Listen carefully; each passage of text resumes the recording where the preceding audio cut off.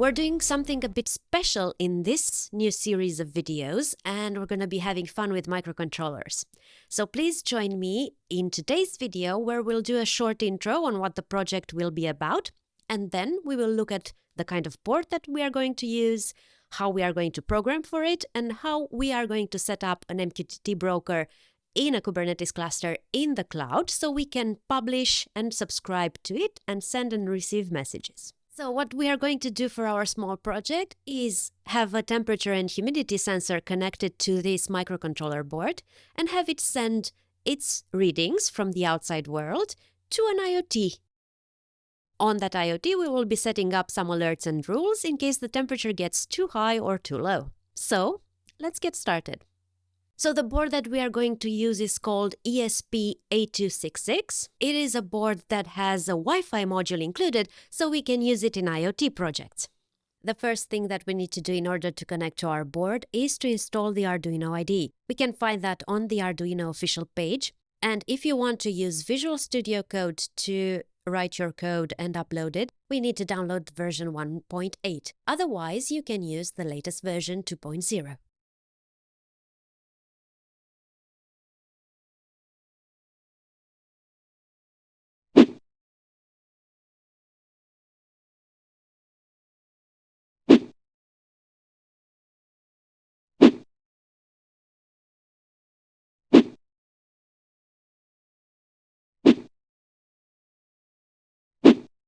I've chosen ESP8266 because it provides a highly integrated Wi-Fi system on a chip solution. It's got a complete and self-contained Wi-Fi network function, which can be applied independently or can run as a slave for another host MCU. So for the MQTT broker, I have chosen Mosquito. It's from Eclipse, and it's my favorite one to work with.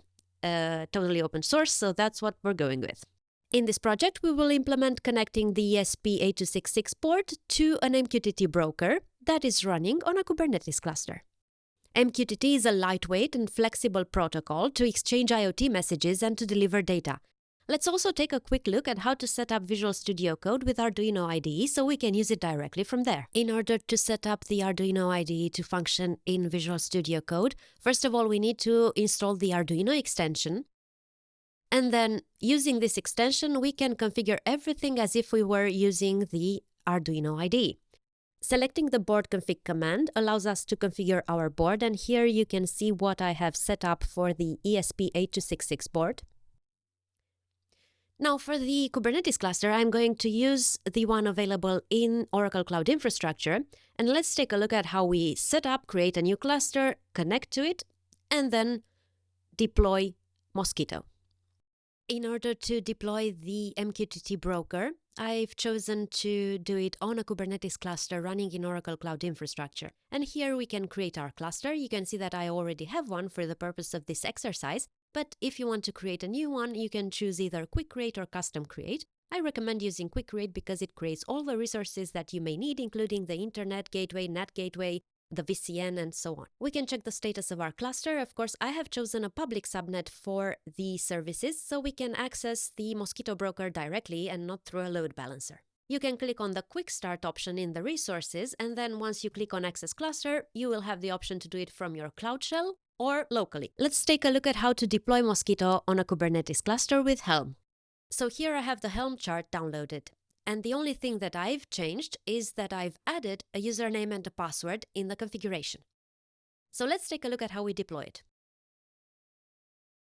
So in the Helm install command that we will use to deploy our Mosquito broker to the cluster, we need to set the persistent storage class to OCI, persistence true, and then the service type as a load balancer. And then we can generate the name and use the namespace that we have previously created. Once the command has finished, we need to wait for a bit for a public IP to be assigned to our new Mosquito load balancer. And once that is done, we can connect to it using, for example, MQTT Explorer. You can install MQTT Explorer from the App Store. In MQTT Explorer, we need to set our protocol. We will be using the MQTT protocol, the host and port, and then the username and password that we will be using. And as you can see, we have successfully connected to our broker, and now we can publish messages and subscribe to topics. And now let's take a look at the source code on the microcontroller side. So let's look into the sketch and see how we have defined our PubSub client. First of all, we import the libraries ESP8266 Wi-Fi and then PubSub client. And we also import our definitions of the username, password, and IPs and all of that for Wi-Fi and for the broker. The PubSub client library enables ESP8266 to connect to any MQTT broker to publish messages and subscribe to topics. We will open a serial connection for facilitating the output of the result so we can check it in the terminal. Then we set the definition of the MQTT broker, we write the callback function, and print the connection information on the serial monitor. After successfully connecting to our MQTT broker, ESP8266 will publish messages and subscribe to the topic that we have selected. Then in the callback function, we print the topic name to the serial port and then print every received message. And now for the most fun part. Testing! So let's connect our board and send a test message.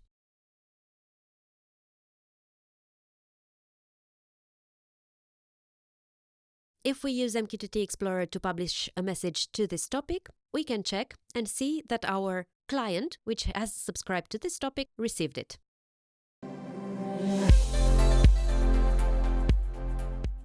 You might remember that the last time when we talked about microcontrollers, we actually set up our board, our ESP8266, to connect to an MQTT broker, and we did a connection test. Well, in today's episode, we're going to move forward and we're going to see how that MQTT broker connects to an IoT cloud service.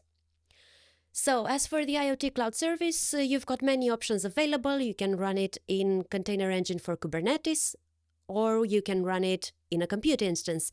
What I've chosen is to run it on Kubernetes, and there are many options available. For example, we could use OpenRemote, which is completely open source, or we could use ThingsBoard IoT. In my example, I chose ThingsBoard. So let's first take a look at how we can set up IoT in the cloud. And as always, I will be using Oracle Cloud to demonstrate everything. Now, in order to install ThingsBoard IoT, we just need to follow their guide, which is available on the documentation page. I will link to this guide in the description so you can follow it yourself. So first of all, we need to clone the Kubernetes scripts. Then, if we're using the professional edition, we need to configure the license key in tbnode.yaml. And afterwards, we just need to run the 3 scripts that come with the files that we have cloned, which are install tb, deploy third party, and deploy resources. And now we can connect to the ThingsBoard UI. And now that we have our ThingsBoard IoT up and running, let's take a look at how we can enable the integration and set up our connection to the MQTT broker so we can receive messages. So here is the ThingsBoard UI, where you can manage your rules, your data converters, and the integrations. Let's take first a look at what the integration looks like. So you can see here that I've got an integration created for my Mosquito server, which is my MQTT broker running in the cluster. And if we click on it, we can see the definitions. When we create a new integration, we need to give it a name, select the type, and we are going to select here MQTT in the list. Then whether it's enabled or not, and whether we want to run it in debug mode. And in order to test, we'll just run it in debug mode. And then, of course, we need uplink and downlink data converters. These are the data converters that we have seen before, and we'll choose the ones we have created. And then we need to tell it the host, the port, and the connection timeout. So an uplink data converter will basically take the message that comes from the microcontroller and then decode it using a function written in JavaScript. So as you might remember, we are going to use a temperature and humidity sensor to read the data within our home. So in order to do that, we need to set up our message types and also the type of board that we will be using in the ThingsBoard IoT. And now let's test the connection out and see that we are getting messages from MQTT to IoT. Let's use, for example, MQTT Explorer to connect to our broker. And then let's send a test message. In our integration, we have defined topic filters as ESP8266 and Liana testing from ESP8266. So let's check if it has picked up the messages from any of these topics. And here we can see that 2 events have been triggered from the integration executor type uplink because we have received those messages and the status is okay. And now let's take a look at these and see the kind of messages that we received. And here we can see the topic and the payload. So the messages have been successfully decoded. So ThingsBoard has a temperature and humidity sensors template that we can use in order to see the data that we receive. And we can just install this template and we have instructions on how to use it. And now that we have installed this solution, we can actually modify it in order to display the data from our own sensors instead of the ones that it provides by default. So we are going to have a look at how to do that in our next episode.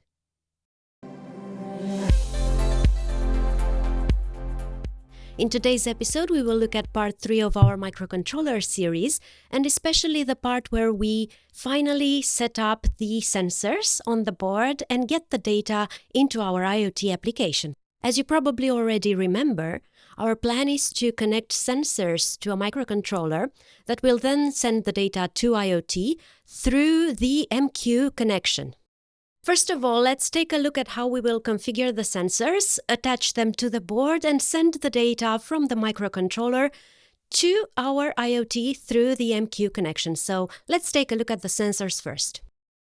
Now let's have a closer look at the wiring. So as you can see, we have our ESP8266 board here, and the wiring is very simple. This is the DHT11 sensor that we will be using to measure temperature and humidity.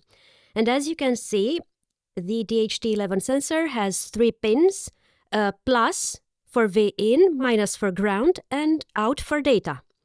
And we'll just wire those 3, and they go into our board. The V in and ground go into these 2 pins over here, and then the data pin goes into GPIO2, which is D4. So there we go, a very simple wiring for our exercise.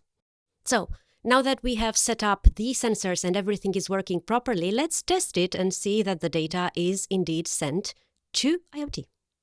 Let's take a look at the changes that we made in the code in order to get the data from the sensor.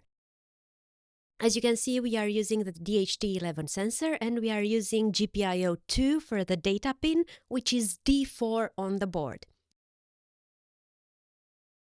Then for the Wi-Fi connection, nothing has changed. And the same for the MQTT client. Everything is like we set it before in a previous episode. Of course, I have commented the MQTT client subscribe because I don't want to be receiving the messages on the board as well. And then we have defined the temperature and the humidity for the sensors, right, of data type byte.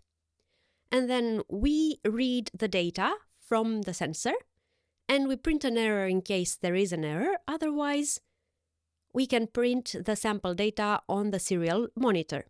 Of course, this is commented right now as I don't want to be printing the data each time it reads it. Then we create the payload. The payload is created using the device ESP8266, then the temperature, where we put in our variable, and then the humidity. And we create a JSON payload. Then we publish it to the topic on MQTT, and we convert it to char so we can send it with MQTT publish. And then we loop the MQTT client, and the onConnect function is not used because we're not subscribing. So this is everything that was changed to the code, so nothing much here. So now we've configured the sensors and everything is working properly. It's time to look at the ThingsBoard IoT and check that the sensors are properly displayed in the dashboard. Of course, we need to configure that, so let's take a look at how we can do that. And now let's connect to ThingsBoard IoT and check out the dashboard that we have installed the last time. So if you remember, we went into Solution Templates and installed the temperature and humidity sensors dashboard. Let's take a look at the integration as well. And as you remember, we had an uplink data converter. This is used to send the data to the dashboard. And of course, we set the host and the port and allowed it to create devices or assets. So if we take a look inside the decoder, we can see that we are giving the device type the name DHT11, and then we do a decode to JSON on the payload that we receive. And then we set a result with a device name and type, which are mandatory. And then the telemetry is data.temperature and data.humidity. This telemetry will be attached to our device that will be automatically created by this integration. And we can also check that the integration is working properly. As you can see, we are receiving data as long as the sensor is connected, of course, to the board and the board is plugged in. Now, if we go in the device groups, we can see here that the device has been automatically created. And here we can see also the telemetry. The raw data is an old telemetry that we're not using anymore. So we've got the humidity and temperature. Now, if we go into our dashboards, you can see here that I have two dashboards. Basically, what I did was I exported the dashboard temperature and humidity and then imported it under a different name because I didn't want to change the default one provided by them because I wanted to play with it a bit. So if we go into this dashboard called DHT sensors, I will show you all the modifications that we need to do in order to receive data from our sensor. So as you can see here, it's all configured. And basically we need to go into edit mode. And then we need, first of all, to assign an entity alias. So this was set by default to the device type temperature sensor, but we're changing it to DHT11, which is our device type. After we do this and we save, that's all we need to do here. And then our device will automatically appear in the sensors. I then edited it and enabled high temperature and low humidity alarms. I set 30 for the temperature and 45 for the humidity, and then added a latitude and longitude to see it on the map.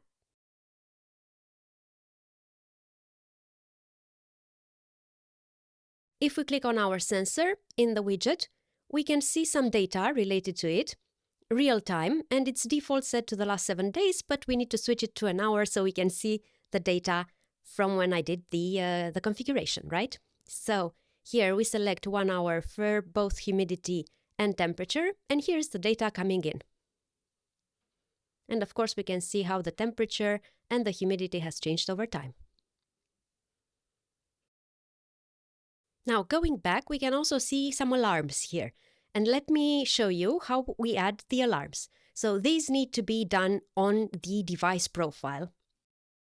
And here you see I have 2 alarm rules defined. As you can see, we have one critical that has been acknowledged. We have a major one, the new one, that I acknowledge right now. And then if we clear it, the status will change from active to cleared. And then, of course, a new one immediately comes in because the humidity is still below 45. In order to stop the alarms from appearing, we need to go into our sensor and just disable the low humidity alarm. Then once we acknowledge and clear the alarm, no new ones come in. Of course, if we enable it again, we will see the alarms pop up as long as the humidity is below 45%.